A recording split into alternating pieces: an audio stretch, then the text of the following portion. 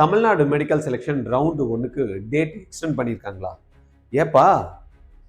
அப்படின்றத தான் இந்த வீடியோவில் பார்க்க போகிறோம். உண்மையாலியா இது அப்படின்றத தான் தெரிஞ்சுக்க போகிறோம். என் பேர் கோவிந்தராஜ், ஆர்ஜிஆர் அகாடமி சார்பாக உங்கள்கிட்ட பேசிட்டு இருக்கேன்.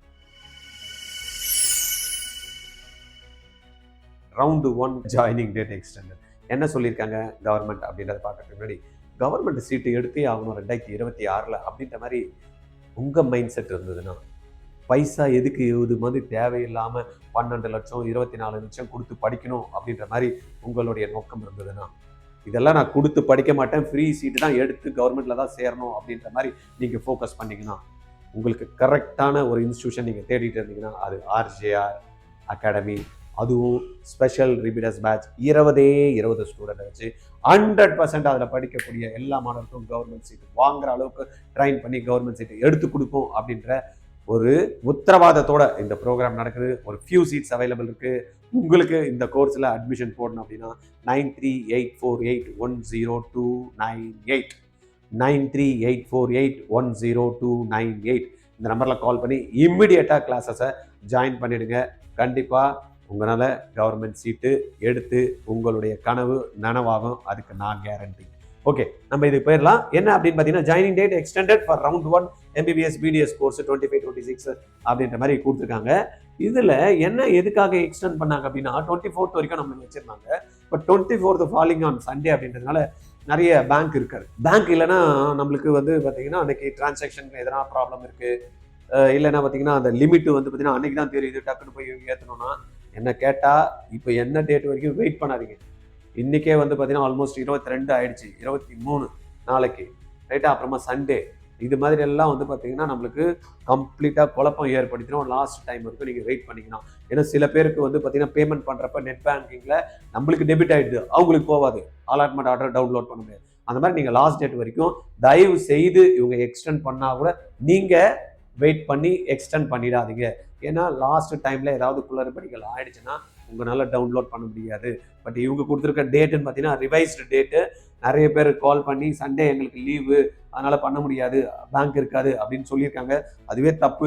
23 பண்ணு, 22 பண்ணு, 25 பண்ணால் போய் பார்க்கறதுக்கு 25ஆம் தேதி 2 மணி கொடுத்துருக்காங்க பாருங்க. The candidate can download their allotment order till August 25 2 மணி. 2 மணிக்கு டவுன்லோட் ஆகலை, எப்படி போய் சேருவீங்க? புரியுதா? அதனால இது எல்லாத்தையும் தூக்கி போட்டு நாளைக்கு சாயந்தரம் 5 மணிக்கு டெட்லைன் வச்சுங்க. கவர்மெண்ட் கொடுக்கட்டும் 25ஆம் தேதி. நீங்கள் யாருன்னா ஜாயின் பண்ணணும்னு முடிவு பண்ணிட்டீங்க. தமிழ்நாடோட MBBS BDS கவுன்சிலிங் மூலமா கிடைக்கப்பட்ட சீட்டுகள் நீங்கள் வந்து எடுத்து ஜாயின் பண்ணணும்னு முடிவு பண்ணிட்டீங்கன்னா, கவர்மெண்ட் சொல்லட்டும் 2ஆம் தேதி 2 மணி வரைக்கும் 25 இருக்கு, டவுன்லோட் பண்ணலாம், 5 மணிக்குள்ள நீங்க ஜாயின் பண்ணிக்கலாம் அப்படின்னு அவங்க சொன்னா கூட நீங்க 23ஆம் தேதி 5 மணிக்குள்ள தயவு செய்து ஜாயின் பண்ணிடுங்க. சண்டேஸ் கூட ஒர்க் பண்ணுவாங்க, ஆனா நீங்க பேமெண்ட் பண்ண முடியுமா அப்படின்றத தெரியாது. அதே போல கவர்மெண்ட்ல கிடைச்சிருச்சுப்பா, எனக்கு வந்து நான் ஃபீஸை பே பண்ணிட்டேன்ப்பா, அடிஷனல் எதுவுமே ஃபீஸ் இல்லை அப்படின்னு நினைச்சு மட்டும் போயிடாதீங்க. புரியுதா? இங்க வந்து பாத்தீங்கன்னா நம்ம நிறைய வந்து பேசிட்டு இருக்கோம் பிரைவேட் இன்ஸ்டிடியூஷனை பத்தி. கவர்மெண்ட் இன்ஸ்டிடியூஷனை பத்தி யாருமே வந்து இன்னும் பேசல. பட் அந்த அளவுக்கு அமௌண்ட் கேட்கலன்றதுனால அவங்க அப்படி நிறுத்திக்கிறாங்க. ஏன்னா அங்க போனாலும் ஹாஸ்டலுக்கு கொடுக்கணும், டெவலப்மெண்ட் ஃபீஸ் கொடுக்கணும், அதர் ஃபீஸ்ன்னு இருக்கு. இதெல்லாம் குறைஞ்சது வந்து பாத்தீங்கன்னா 1 லட்ச ரூபாய்க்கு வந்துடும், ரைட்டா? அதனால 18,000 ரூபாய் கட்டிட்டேப்பா, அவ்வளவுதான் எனக்கு இது முடிஞ்சிச்சு அப்படின்னா, வருஷத்துக்கு நீங்க கூட அங்க போய் ஹாஸ்டல்ல இருக்கீங்க, மெஸ்ல வந்து ஃபுட்டு எடுத்துக்கிறீங்க, அதர் ஃபீஸஸ்லாம் இருக்கா அப்படின்னா 1 லட்ச ரூபாய்க்கு வந்துடும். சரியா? அதனால தயவு செய்து அங்கே போகிறப்ப உங்கள் அக்கௌண்ட்டில் 1 லட்ச ரூபாய் டவுன்லோட் பண்ணிட்டோம் அப்படியே ஜம்முன்னு ஜாலியாக போயிட போறீங்க. 1 லட்ச ரூபாய் உங்கள் அக்கௌண்ட்டில் பேலன்ஸை வச்சுக்கிட்டு தான் நீங்கள் என்ன பண்ணணும், கவர்மெண்ட்டு அட்மிஷன் போடணுன்னா கூட நீங்கள் போகணும். ப்ரைவேட்டில் அதே தான். எவ்வளோ வச்சுக்கணும்? குறைஞ்சது 4.5 லட்ச ரூபாய் கொடுத்து நான் எடுத்துட்டேன், இல்லைன்னா வந்து பார்த்தீங்கன்னா 5,40,000 ரூபாய் கொடுத்து நான் வந்து கவர்மெண்ட்டோட கோட்டா எடுத்துட்டேன் செல்ஃப் ஃபினான்ஸ் காலேஜில் அப்படின்னா, அங்கே போகிறப்ப 7லேருந்து 14 லட்ச ரூபாய் வரைக்கும் எக்ஸ்ட்ரா வச்சுக்கணும். கையில் கேஷாகவும் வச்சுக்கணும், பேங்க்லேயும் வச்சுக்கணும். ஏன்னா சிலதெல்லாம் கேஷாக கேட்குறாங்க, சிலதெல்லாம் வந்து பார்த்தீங்கன்னா என்ன கேட்குறாங்க, அக்கௌண்ட்டில் கேட்குறாங்க. அதுக்கேற்ற மாதிரி நீங்கள் அங்கே கொடுக்கணும். அதனால 4.5 தான், 5 தான், 5.40 தான், 15 தான், 16, 20 தான்.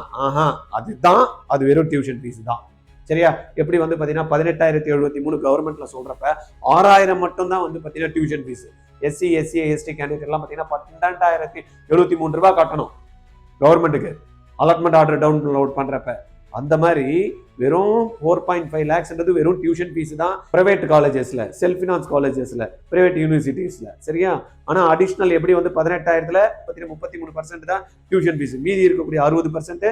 அப்ப நம்ம அதுலயும் அதே மாதிரி தான் நம்ம கால்குலேட் பண்ணோம். அப்ப 4.5 லட்சம் ரூபாய் ஃபீஸ்னா அப்ப எவ்வளவு ஃபீஸ் இருக்கும் செல்ஃப் ஃபினான்ஸ்ல போறப்ப? 3 மடங்கு போட்டு பாருங்க, 12 லட்சம். கரெக்டான ஃபீஸ் தானே?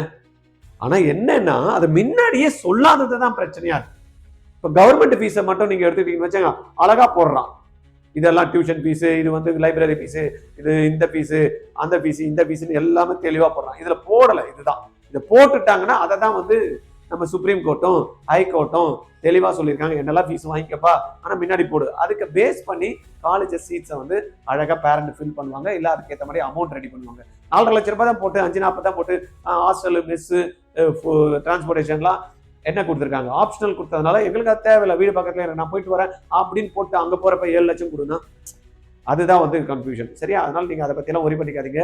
கவர்மெண்ட்ல படிச்சாலும் சரி, அங்க படிச்சாலும் சரி, செலவு அடிஷனல் இருக்க தான் செய்யும். நீங்க என்ன பண்ணணும், தயாராகிக்கணும். இல்லையா அதுக்கேற்ற மாதிரி அடுத்த வருஷத்துக்கு என்ன பண்ணலாம், எனக்கெல்லாம் கட்ட முடியாதுங்கன்னு வாவான்னு கத்தின்னு இருக்கக்கூடாது, பேசிட்டு இருக்கக்கூடாது.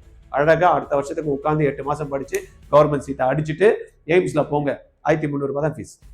ஏஎஃப்எம்சி போங்க, 10 பைசா எல்லாமே ஃபீஸ் படிக்கலாம். போட்டுக்கிற ட்ரெஸ்ஸுக்கு காசு தரான், சாப்பிட்றதுக்கு காசு தரான், ஊருக்கு வந்துட்டு போறதுக்கு காசு தரான். அப்புறம் என்ன, இந்த மாதிரி நீங்க யோசனை பண்ணுங்க. கொய்யாமையான்னு கத்திக்கிட்டு அது இல்லை இது இல்லைன்றது உங்களுடைய கெப்பாசிட்டியை ரைஸ் பண்ணுங்க, ஜெயிச்சு காட்டுங்க. அந்த மாதிரி ஜெயிக்கிறதுக்கு உங்களுக்கு வந்து யாருன்னா சப்போர்ட் பண்ணணும்னா just approach RGR academy. We are ready to help you. Fees வாங்க பண்ண மாட்டோம், ஹெல்ப் பண்றோம் அந்த மாதிரி சீட்டுக்கு போறதுக்கு. சரியா? அதுக்கு வந்து பார்த்தீங்கன்னா RGRோட ஸ்பெஷல் ரிப்பீட்டர்ஸ் பேட்ச் இருக்கு, அதை நீங்க யூஸ் பண்ணிக்கணும். ஓகே, இந்த வீடியோவை சும்மா பார்த்துன்னு இருக்காம ஒரு லைக் பட்டனை கிளிக் பண்ணிட்டு நிறைய ஃப்ரெண்ட்ஸ் அண்ட் ரிலேஷன் உங்களுக்கு இருப்பாங்க, அவங்களுக்கு எல்லாம் ஸ்ப்ரெட் பண்ணி விட்டுருங்க. அதெல்லாம் ரொம்ப யூஸ்ஃபுல்லாக இருக்கும் இந்த டீட்டெயில்ஸ். சரியா? தேங்க்யூ.